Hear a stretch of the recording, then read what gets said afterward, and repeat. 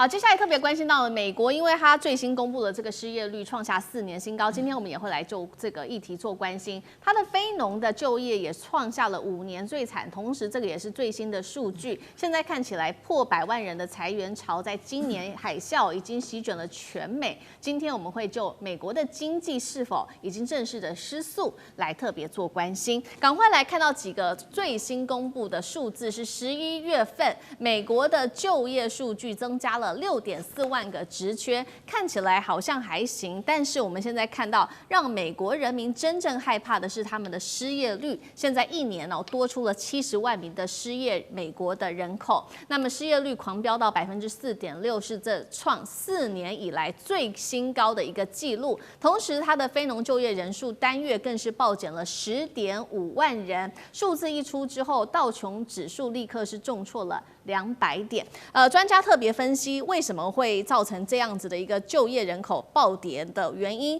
包括了来自于企业得承受关税的压力，政府机构更是一度的关门停摆，还有 AI 这个取代人力对于科技业的影响是特别重大的。那么类似的就业的这个裁员潮，现在美国不断的蔓延，已经影响到了各行各业。我们来看到这个，同时也是最新的几个新闻几家比较知名的美国企业现在出现了大裁员潮。首先来看到亚斯兰戴，这个全球裁员规模从原本预估3000人会提高到最多7000人。FedEx 物流公司关闭了德州一处的物流中心，会裁员800多人。百事公司旗下的这个子公司也关闭了它的佛州的2座工厂，解雇人数500名员工。德州我们来看到了喜来登饭店，在2026年这个店它就会正式的歇业，那么110名的员工也会集体的被裁员。所以节目一开始要特别请教干哥，如何看美国目前的经济还有它的就业状况，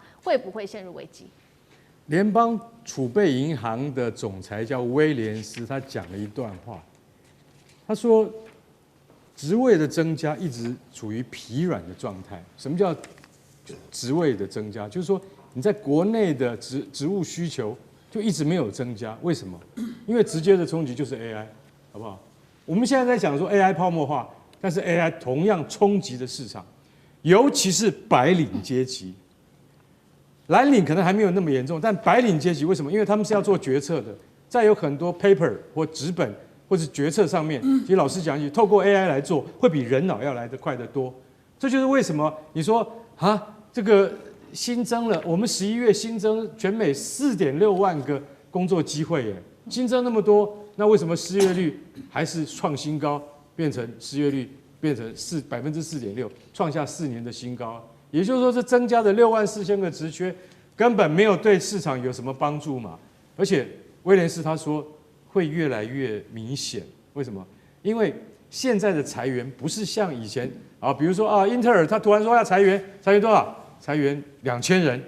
3000人，全球裁员他也会一次性的这样做，为什么？跟年报财报有关系。他可能这一次砍掉的话，他对于他的年底的那个财务报表会比较好看，等等之类的。现在他说不是，现在各大企业你去看这些企业，它都是一次小规模，一次小规模，然后多次在短时间之内发生这种事情。我一次裁50个人，你不会痛啊？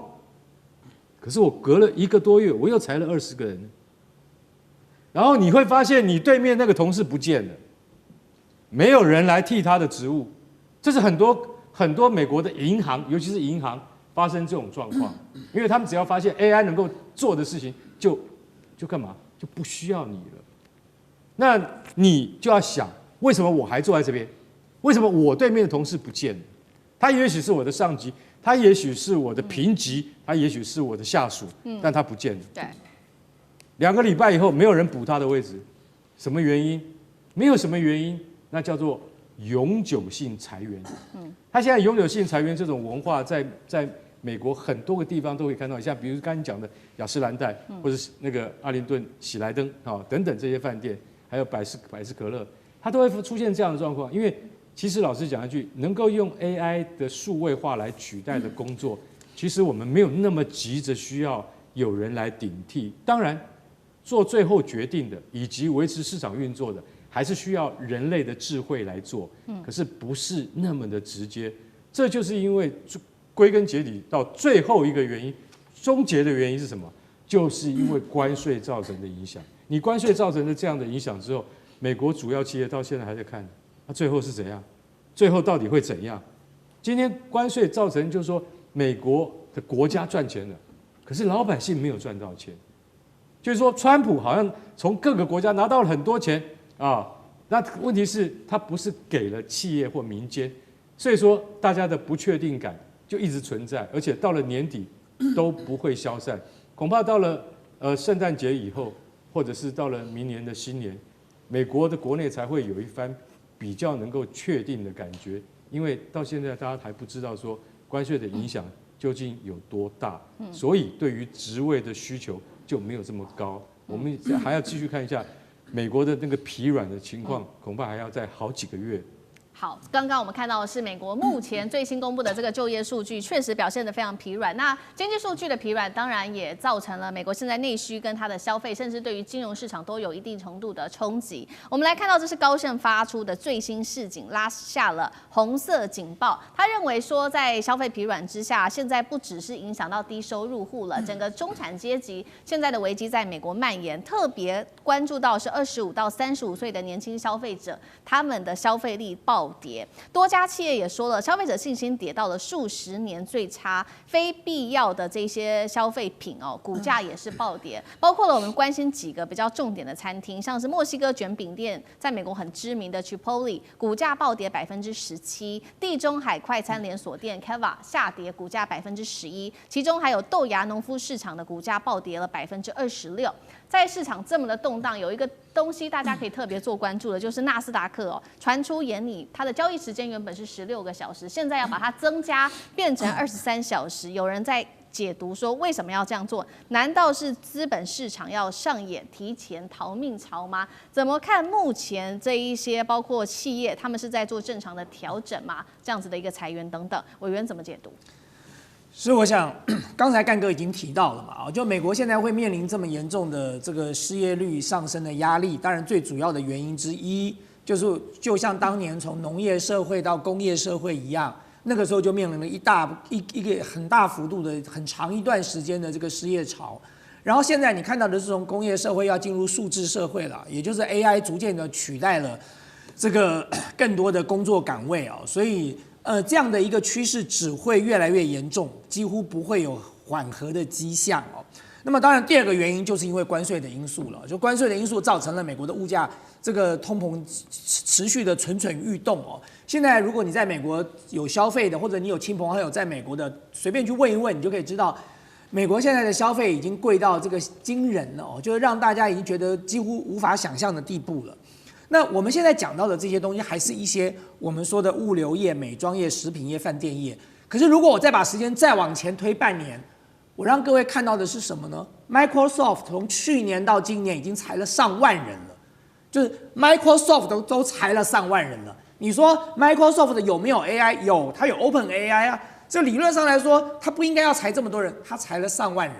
Google 也裁了一堆人哦。然后到了 Amazon。本来今年说要裁3万人，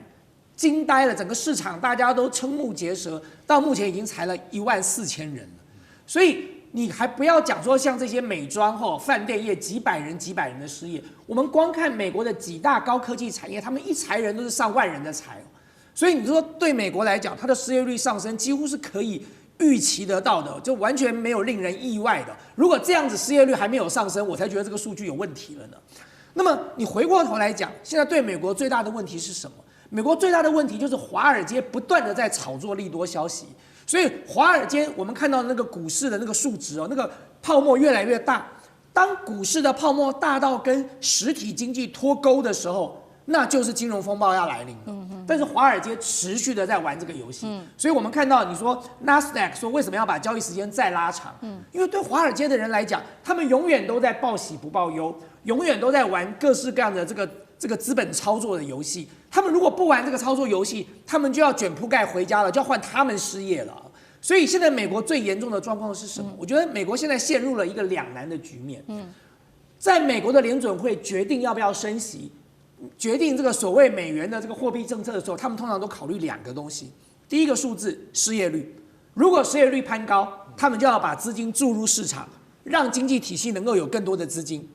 第二个，这个 CPI， 如果这个物价水准往上升，他们就必须要把钱从市场上抽回来，让市场的这个资金减少，让这个物价可以下跌。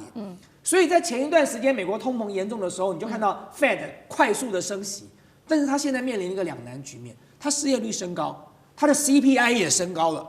所以到底要选择哪一边呢？这就是美国现在最严重的问题。我觉得对美国来讲，它的经济的致命伤就是当你没有办法同时解决失业率，你也没有办法同时解决这个通货膨胀的时候，那么在我们经济学的理论里，它就几乎是判定了，就是这个国家的总体经济已经面临了重大的冲击跟危机了。而现在美国正在走上这条路。好，一边是失业率暴增哦，另外一边还有通货膨胀。那现在呢，一个美国的资产管理专家，他叫做麦克格林，他在这个时候就突然间讨论了一个问题，然后提出了这个问题之后，在网络上面引起了很大的一个讨论。因为他就问了网友说：“你们认为说，2025年如果你在美国生活，一个家庭到底要赚多少才会感觉到，你的生活没有这么的拮据呢？”特别是针对这些中产阶级，结果他给了一个答案：年收入要达到14万美元，换算新台币，其实已经算非常高了，455万元，你才会感觉没有这么的拮据。这是目前中产阶级的困境吗？将军怎么看？这如果说是一个家庭年收入要到14万美元才能够维持一个体面的生活，我讲的请注意，我讲是一个体面，而是